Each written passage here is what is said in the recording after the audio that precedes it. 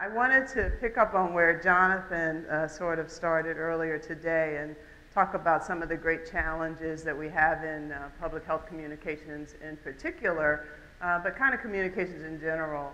And something that Craig, I think Craig's still here in the back, something that Craig said yesterday that I want to pick up on. He said that a map, and I'm going to butcher it a bit, but he said a map kind of tells you how to get there, but it doesn't show you the terrain. And tools you can use, but they're not the engines. Something to that effect. I messed it up, I know.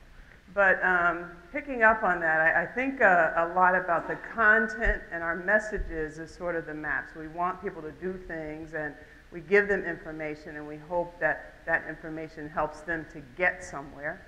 And then we use channels of delivery, tools, if you will, to carry our messages forward.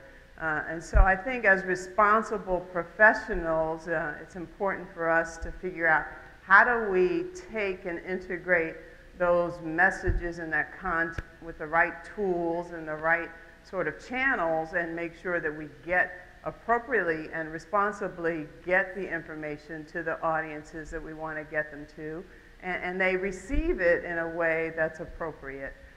And so we need to work together very closely so that we do that effectively and in a way that does more benefit than harm.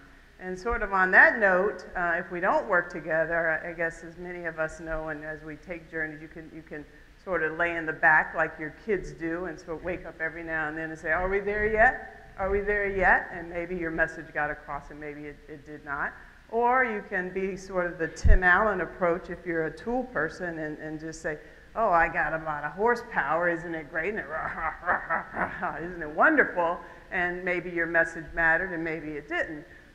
But if you don't work together, you're either driving your message across or you're either playing with your tools and not really focusing on what really matters in that interplay, which is the people you're reaching, their engagement, and what they're doing with the tool, with the message, with the content. So something that we've struggled with is over years, and something that I think is one of the great challenges that we face now in cancer communication in particular, is this whole sort of message about screening and prevention. So for decades and much of my career, we've focused on this predominant message of get screened. It's been sort of a central theme in all that we do. Get checked, get screened. It's a great thing to do. We've pushed the message for years and years and years. We've run that message and we've swung it, framed it, spinned it every which way, and made much strides in increasing screening rates over time, gotten people to do it to themselves, do it to others, push it to their friends, take a buddy with you, push it to your parents, all sorts of ways, but really exploited this get screened message over time. Science has continued to inform us as we've studied more and more about that, what screening gives us, what we get from that, what we learn from it.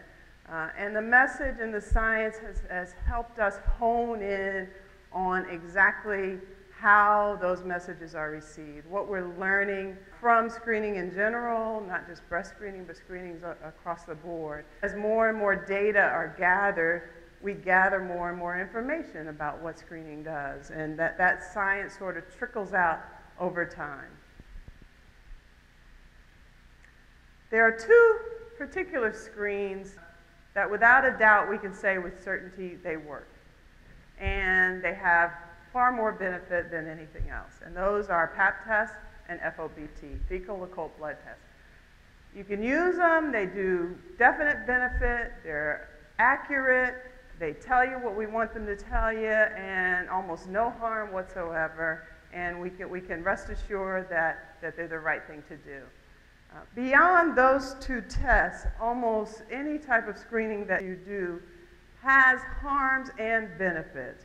For the most part, the benefits are twofold. They can save lives and they can reduce morbidity. If you take breast screening, for example, those twofold benefits play out in different ways depending on a number of different things, probably the most important of those different things being age.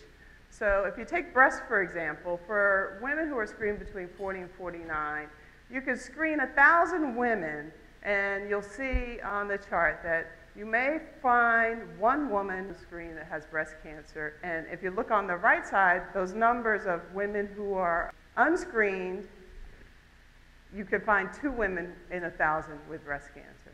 If you look on for 50 to 69, if you screen 1,000 women, those women screened, you'll find probably 7 out of 1,000 that have breast cancer. For women who are unscreened, you may find 12 out of 1,000 who have breast cancer. So yeah, you could save lives. You could detect cancer in women who are screened and women who are unscreened. But look at the denominator. Look at those 1,000. Look at the amount of women who are screened, who go through that process, who are not affected by cancer at all. So those are the people who actually year in and year out are touched, have pressures upon them to have an exam every year, get results. Those results may have something to do with them, won't have any kind of positive outcome from the screening. So if you can imagine the risk associated, there are possible benefits. There's a peace of mind that comes. You go in, you get it done, you leave, it's okay. Catching it early. Perhaps you come in, you find out, you have something, you get it early when it can best be treated. I'm good, it's caught early, we can deal with it. You can reduce your chances of dying. There are tons of other benefits associated with that. There are also possible harms that come with that. You may not find cancer, and you may actually have cancer and may not find cancer. There are extra tests and worries, and you may not have cancer. So there may be biopsies, there may be tons of things that you might have to undergo, and cancer may not even be prevalent. There's no improvement in the quality of life. There may be unnecessary diagnoses that result from that, and a whole host of other harms that come along. So screening in and of itself comes with a set of trade-offs. It's a give and take. There's some harms, there are some benefits. We haven't been very good at presenting all of those messages.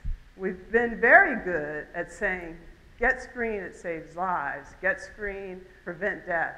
But we haven't been very good at making sure that the trade-offs are communicated.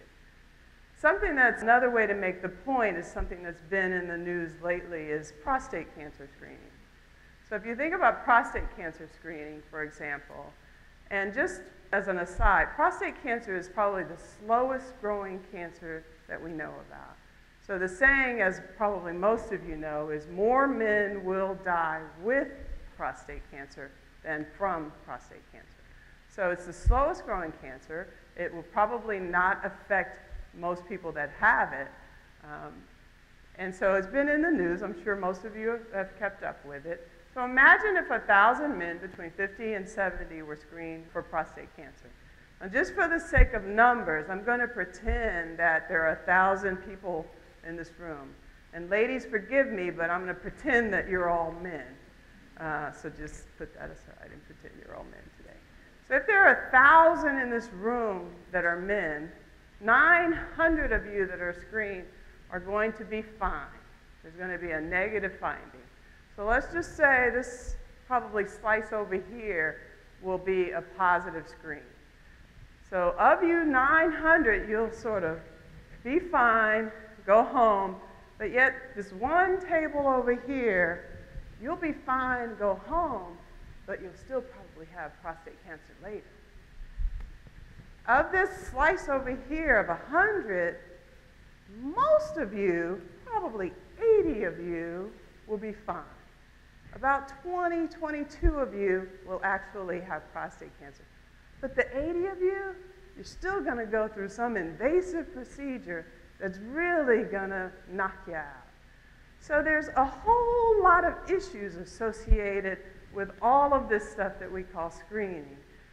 But we never quite get at the rest of the story when we push our message across. Why? Maybe it's too complex. Maybe it's hard to tell. Maybe we think they won't get it all. But somehow we have to start thinking about how do we engage the tools that we have the knowledge and the science that we know to be true, let the people understand the full picture and the whole story so that they can make a decision as to whether or not screening is for them. So we have inflated the perception of the benefits of screening, its power to reduce cancer mortality. We've unintentionally maybe done a great disservice to the public. How do we change that paradigm? How do we engage the tools that we know that work? How do we better engage the community in discussions? And how do we flip the switch? So I feel good. How good do you feel? Thank you.